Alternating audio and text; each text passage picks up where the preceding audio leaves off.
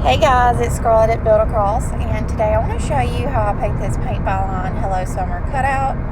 I absolutely love summer cutouts, so this was super fun to paint.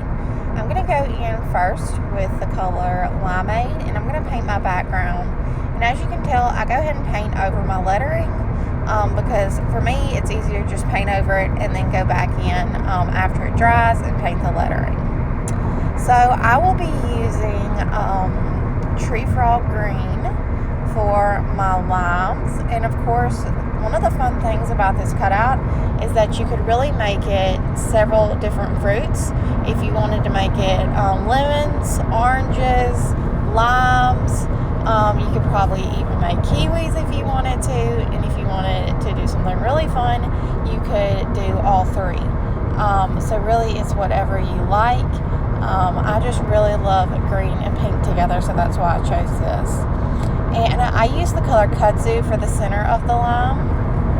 And now I'm going in with Peony, and I'm going to start painting my lettering. And whenever I do my lettering, I'm going to opt for a smaller brush. That way I can just be a little bit more detailed. And it is going to take probably the longest to do the lettering just because I'm being super careful. But again, this is Dixie Belle chalk paint, which you can purchase online at buildacross.com. You can also purchase the cutout that I'm painting there. And again, this is a paint by line, so the lines are etched into the cutout for you. You don't have to worry about freehanding anything. It makes it so much easier. Also, in a second here, I'll be using a Sharpie brushstroke marker. And you can also purchase those on our website. You can check those out. The brushstroke Sharpie is the only marker I've found that I really like for these cutouts.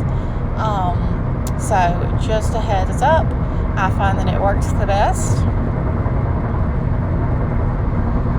And I have been using a heat gun to go in and dry my cutouts in between steps, and I find that that's been super helpful.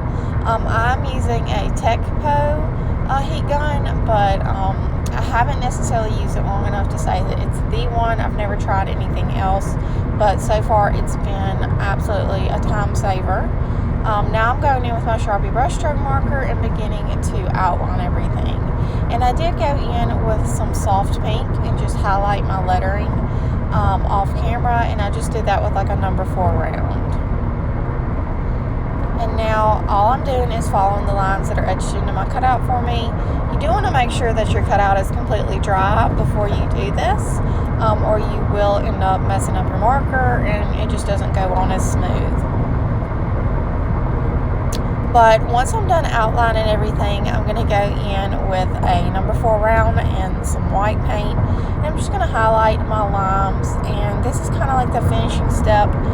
It's optional, but I feel like this completes my product. So I really hope you guys enjoyed this video and have a wonderful day.